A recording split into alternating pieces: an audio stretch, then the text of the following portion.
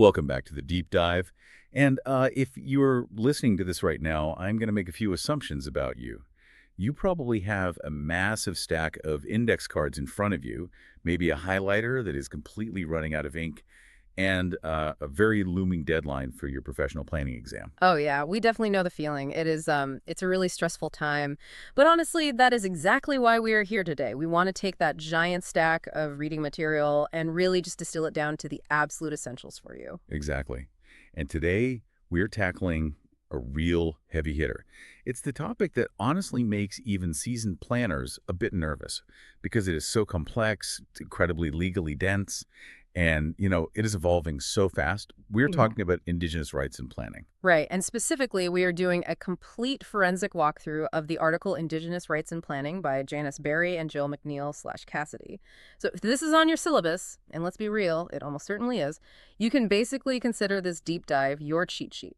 Yeah, and we should clarify right away that this isn't just a dry history lesson. This article is actually a major critique. It challenges the entire planning profession to really take a hard look in the mirror. It covers the 40-plus years since the 1973 Calder decision, and it asks a pretty tough question. Have we actually changed, or are we just, using better buzzwords now? That's the core of it. So the mission for this deep dive is pretty simple. We are going to operationalize this text specifically for your exam. We need to make sure you fully understand the shift from what the authors call colonial tools to this new concept of coexistence. And to do that, we need to lock in the key court cases. You need the dates, you need the rulings, and you really need to understand the fundamental difference between planning in the North versus planning in the city. Absolutely. So let's start with the bajor. The article really sets the stage by looking at the first roughly 60 years of the planning profession in Canada. And I have to say, it is a pretty harsh assessment. It really is. I mean, they do not sugarcoat it at all. The authors straight up state that early Canadian planning was effectively just a tool of colonization. Exactly. They describe it as an era of professional indifference, which is a great phrase to remember. You have to remember that planning at its core is about mapping, right? It's about categorizing and assigning value to land. Right, drawing lines. Drawing lines, exactly. And in the early 20th century, those tools were explicitly used to dispossess Indigenous peoples. Planners were literally the ones drawing the lines on the maps that separated people from their traditional territories. We weren't just neutral technocrats sitting in an office. We were active participants in the colonial project. And I think that is a crucial point for you to remember for the exam. Planning wasn't a bystander. It was the mechanism. But then we hit this massive turning point, 1973, the Supreme Court of Canada's Calder decision. Why is Calder basically the big bang for this whole legal landscape? Well, because before Calder, the government basically operated on this blanket assumption that all Indigenous rights had been extinguished, just gone. The Crown owned everything, end of story. Calder completely changed the physics of that situation. How so? What did the court actually say? The Supreme Court ruled that Aboriginal title existed prior to colonization. And most importantly, they ruled that it had not been fully extinguished. So suddenly, the map isn't blank anymore. The government suddenly realizes, oh wait, there are underlying rights here that we haven't accounted for at all. Complete panic ensues in the policy world. I mean, if these rights still exist, it fundamentally changes how you can approve a mine or a pipeline or even a new suburban subdivision. And you need to know that this specific decision paved the way for the inclusion of Section 35 in the Constitution Act of 1982. Right, the section that officially recognizes and affirms existing Aboriginal and treaty rights. Exactly. That is a direct ripple effect of Calder. Okay, so let's move into the first major section of the article itself. The authors basically divide the shifting planning landscape geographically. First, they look at where the change happened the fastest, which is natural resource planning in the North. Yeah, and this is definitely where the legal framework is the most developed. So if you get an exam question talking about co-management, you immediately need to be thinking about the North, the Yukon, the Northwest Territories, Nunavut. And the text specifically calls this claims-based co-management, right? Right, because after Calder, the government realized they had to start negotiating modern treaties just to get some basic certainty over the land for resource development. The James Bay and Northern Quebec Agreement back in 1975 is kind of the classic early example of this. But the article also brings up a more modern example that planners should know. Nunatsiavut in Labrador. What makes that one so distinct from the older models? It really comes down to the level of actual authority. In Nunatsiavut, they have a co-management board that is specifically charged with creating land use plans. And these are not just your typical advisory committees where people politely nod, take some notes, and then the government does whatever it wants anyway. Right. They aren't just making suggestions. No, these boards have real decision-making power. It is a genuine shared governance model. So in the North, the rules are clearer because they are actively written into these massive land claim agreements. Mm. But the driving force behind all of this evolution is the case law. We already mentioned Calder. But the article really highlights two other major legal milestones that, honestly, every planner needs to have completely memorized. Delgamuku and Haida. Oh, absolutely. You cannot walk into that exam without knowing these two. Let's break them down. Delgamuku came down in 1997. Give us the quick summary for Delgamuku. What are the key takeaways? Two main things you need to write down. First, the Supreme Court ruled that oral history is valid legal evidence. That completely changed the game in court because it leveled the playing field for Indigenous communities who rely on oral traditions. Wow. Yeah, that is a huge shift in just how the legal system functions. And the second thing, Second, it asserted that there is always a duty of consultation. It sent a massive signal that the government could no longer just bulldoze through traditional territories. They actively had to justify any infringements on Aboriginal title. okay, so Delgamuku established the core principle. Mm. But the article makes a point of noting that it was the Haida Nation decision and the related Taku River decision in 2004 that really wrote the instruction manual for planners. Yeah, Haida is probably the most critical case for your day-to-day planning practice. It really gets into the weeds of how this works. Why is that? What did Haida actually change on the ground? It established that the duty to consult arises directly from the honor of the Crown. But here is the specific nuance that always trips people up on exams. The duty to consult kicks in before rights are officially proven in court. Wait, let me emphasize that for the listener, because that is the exam question right there. You do not have to prove you own the land in court to deserve consultation. You just have to prove that the government's proposed action might harm your potential right. Precisely, because before Haida, the government's default stance was usually, well, go prove your title in court, and then we will talk to you. And as we know, going to the Supreme Court takes 20 years and millions of dollars. Haida stopped that tactic in its tracks. It forced them to the table immediately. Exactly. It said if the Crown is even contemplating conduct that might adversely impact potential rights, they must consult right then and there. And it went further. They don't just have to consult, they must accommodate. Let's define accommodation in a planning context, because it's not just listening to concerns and taking minutes, right? No, it is highly substantive. Accommodation means actually changing the plan. It might mean habitat restoration or profit-sharing agreements guaranteeing local jobs, or even physically altering the boundaries of a project to protect a specific cultural site. It takes consultation from being a procedural box-ticking exercise and turns it into a real negotiation about impacts. That makes total sense. Now, the article gives a really specific regional example of how this case law trickled down into actual legislation. The Far North Act in Ontario, which was passed in 2010. Yes, and this is a fascinating case study for your exam because it perfectly shows the complexity of this issue. On paper, the Far North Act was designed to enable community-based land use planning. It sets up this joint process between First Nations and the province of Ontario. Right, it sounds exactly like the co-management models we were just talking about. It does. It looks like the gold standard of co-management. But the article brings in the perspective of Indigenous scholar Hayden King to heavily critique it. And this is where you can get those extra points for critical thinking on your exam. Hayden King calls this entire setup the illusion of inclusion. The illusion of inclusion. That is a really sticky phrase. What exactly does he mean by that? He argues that, yes, we have created all these new tables for consultation, but those tables are built by Western bureaucrats, for Western bureaucrats. The processes themselves are completely steeped in technical jargon, rigid colonial timelines, and bureaucratic structures that are totally alien to traditional Indigenous governance. So basically, even if you are officially invited to the meeting, if the meeting is being conducted in a specific planning language that inherently excludes your worldview, are you actually being included? Exactly. And looking specifically at the Far North Act, the Anishinaabe-Eskin Nation pointed out a massive flaw. They argued that while the act technically allows them to make local land use plans, they weren't adequately consulted on the creation of the act itself.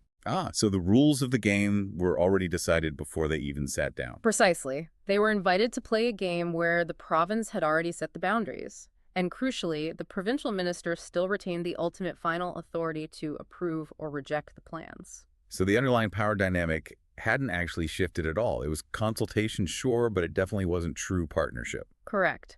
And that is the big takeaway here. It warns us that just because a flashy legislative framework exists, it doesn't mean it actually satisfies the deeper requirements of genuine relationship building or decolonization. Okay, let's pivot the discussion.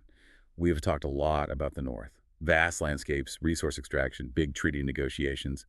Now let's drop into the environment where a large chunk of our listeners are probably working right now. The city. Right, what the authors call the emerging urban story. And the whole vibe here is very different. In the North, things are legally relatively clear, or at least structured. But in the city, the article describes this as a massive legal gray area. Why is urban planning so much messier? It really all comes down to the Canadian Constitution. The legal duty to consult rests squarely with the Crown, meaning the federal and provincial governments. Municipalities are not the Crown. They are basically just corporate entities created by the province. So they have a totally different legal standing. Right. So for a very long time, city planners and municipal lawyers just threw their hands up and said, well, this is not our problem. We do not have a constitutional duty to consult. Call the provincial ministry. But according to the article, that defense is really starting to crumble, isn't it? It absolutely is. Recent court decisions have established that the Crown can delegate the procedural aspects of consultation down to the municipalities. So the province can legally say to the city, look, you handle the public meetings, you handle the community engagement for this project. But what happens if the city messes that engagement up? Or ignores the First Nation entirely? That is the catch. The legal liability bounces right back to the Crown, or the whole project decision just gets quashed in court. The article notes that while there is still a lack of definitive black and white court rulings explicitly pinning the duty directly on municipalities, the overall legal trend is incredibly clear. Cities cannot ignore this anymore. Which leads us to what I honestly think is the most important conceptual shift for municipal planners in this entire text. Yeah. And you need to know this for the exam. The vital distinction between a stakeholder and a rights holder. Yes, this is the ultimate trap for planners. Think about it. In planning school, you are constantly taught how to manage stakeholders. You have the local neighborhood association, the housing developers, the downtown business owners. Your job is to listen to everyone, balance all their competing interests, and hopefully find some sort of workable compromise. Right. It's like you want a stop sign here, but you want a bigger patio there. Let's just meet in the middle and keep everyone happy. Exactly. But Indigenous peoples are not just another stakeholder group on that list. They hold specific constitutional rights. They are a distinct order of government. That is huge. Yeah. You simply cannot balance a constitutional right against a local resident's desire to keep their free street parking. No, you can't. They are completely different currencies. And the article highlights that municipal planners really struggle with this reality. They constantly try to force Indigenous consultation into their standard public engagement process. You know, they send an email invite to a town hall, they put out a generic online survey, they offer a standard 30-day comment period. Which is totally inadequate for engaging government to government. Woefully inadequate. You are trying to engage with a sovereign nation using a feedback form. It just doesn't work. The text uses the example of Metro Vancouver to really illustrate this tension. Yeah, in Vancouver, there's this big debate about actual board representation. Should a First Nation government automatically have a dedicated seat on the regional municipal board? Are they a true partner in regional governance, or are they just a neighboring property owner you notify when you change the zoning? It gets right to the heart of the issue. Is the city actually ready to share real power? Exactly. And nowhere is this tension more visible than in the article's discussion of urban reserves. They look at Winnipeg and the broader Manitoba context specifically. Let's define that quickly. Urban reserves are parcels of land located directly within city limits that are officially converted to reserve status, usually to support Indigenous economic development. It sounds like a huge economic opportunity for everyone. But the friction comes from what the authors call compatibility issues. Explain that dynamic. Well, the municipality almost always approaches the negotiation with one primary goal: make sure the First Nation follows our existing rules. They want the new urban reserve to align perfectly with the city's current zoning, their bylaws, their specific design standards. They essentially view the First Nation as just another commercial developer who needs to comply with City Hall. But the First Nation obviously views itself as a sovereign government. Right. They have their own laws, their own specific land codes, their own community vision. From their perspective, why should a sovereign nation be strictly subject to the bylaws of a junior level of government, like a local municipality? So you end up having a literal clash of sovereignties occurring on a single city block. Exactly. And the article suggests that this rigid compatibility mindset, where the city just expects the First Nation to quietly fit into the existing colonial box, is a massive barrier. It prevents true partnership because it fundamentally starts from a place of control rather than actual cooperation. Okay, so summarizing where we are at, we have the North, where co-management is legally structured, but still heavily critiqued for relying on exclusionary bureaucracy. And then we have the city, where the legal duty is currently ambiguous, but the practical reality on the ground demands an entirely new type of relationship. That is a perfect summary. The authors argue that while urban planning is finally starting to engage with these issues, it is often very superficial. The profession hasn't truly grappled with the deep structural implications of Indigenous jurisdiction inside the city limits. Which naturally brings us to the conclusion of the article. We have traced this from the professional indifference of the 1950s through the massive legal battles of the 90s and 2000s, right up to this current messy moment. So what is the author's proposed path forward? The authors propose a very specific framework that you should quote on your exam. They call it planning for coexistence. Planning for coexistence. That sounds great in theory, but what does it actually mean operationally for a planner? How is coexistence actually different from just saying integration? Because integration implies, hey, come join our system. We will gladly make some space for your perspective in our new official community plan. Coexistence is fundamentally different. It openly recognizes that there are two entirely distinct planning systems at play. Like parallel tracks. In a way, yes. It is about allowing Indigenous planning systems, meaning their traditional laws, their governance structures, their deep traditional knowledge, Right. to stand firmly alongside state-based planning systems. Right. It is not about merging them into one homogeneous blob where the Indigenous voice just gets diluted by municipal bureaucracy. It is about creating a respectful interface where both systems can operate and truly respect each other's authority. So instead of the city asking, how do you fit into my plan? The question actually becomes, how do our two separate plans relate to each other? Exactly. It moves the entire planning profession away from a transactional model where you are just checking consultation boxes to avoid getting sued to a truly relational model. Yeah. And honestly, that is incredibly hard work. Relationships are messy, they take time, they definitely do not fit neatly into a fiscal quarter or a standard project timeline. But the article strongly argues that this is the only viable ethical future for the profession. Okay, we have covered a massive amount of ground here. Let's bring this all the way back to your exam paper.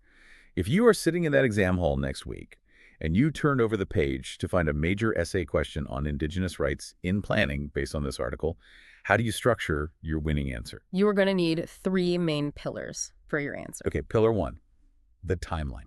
Right. You have to show, the legal evolution. Start with Calder in 1973, which officially recognized that title was not extinguished.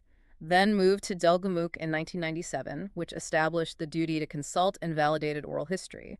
Finally, hit Haida in 2004, which operationalized the duty based on the honor of the Crown, explicitly noting it applies even before rights are officially proven in court. Perfect. Pillar two, the geography. You have to clearly distinguish between the North and the city. In the North, talk specifically about claims-based co-management and use Nunatsiavut as your modern example of shared decision-making. In the city, discuss the legal gray area of municipal responsibility and absolutely emphasize the danger of confusing rights holders with mere stakeholders. And finally, pillar three, the critique. Right. Don't just describe the current system. You need to analyze it. Use Hayden King's concept of the illusion of inclusion. Argue that while we have definitely moved past historical professional indifference, planners are still struggling with bureaucratic barriers that exclude Indigenous worldviews, and state that the ultimate goal the profession must aim for is planning for coexistence. That is an incredibly solid framework. If you can clearly articulate those 3 points, you're going to do very well on this section of the exam. Absolutely. It shows you understand the history, the law, and the actual theory. Now, before we let you go back to flipping through those flashcards, I'm going to leave you with one final, slightly provocative thought, something that really struck me while we were breaking this material down. Go for it. What are you thinking? We keep saying the duty to consult technically belongs to the Crown, the provincial and federal governments. But in everyday reality, Municipalities are the ones making the vast majority of the specific land use decisions that actually affect people's daily lives and territories. Zoning, building permits, density changes, that is all happening at City Hall. It is. They are the ones actually altering the landscape. Exactly. So if I'm a municipal planner relying heavily on the legal technicality that I am not, the Crown just feels like standing on a melting iceberg. Oh, it absolutely is. The courts are constantly moving on this. We are already seeing decisions that heavily imply municipalities have a much deeper constitutional obligation than the strict letter of the law might currently suggest. So my question for you to mull over is this. In 5 or 10 years, will that legal gray area just completely disappear? Will the Supreme Court finally step in and rule that if a city has the delegated power to decide land use, they inherently hold the direct legal duty to consult and accommodate? And if that legal hammer drops, is your city's official plan and your entire planning department's culture actually ready to operate as a partner rather than just a regulator? That is exactly the kind of question that should keep city planners up at night. But hey, for now, just focus on passing the exam in front of you. Exactly. One step at a time. Good luck with the rest of your study prep. You have got this. And we will see you in the next deep dive.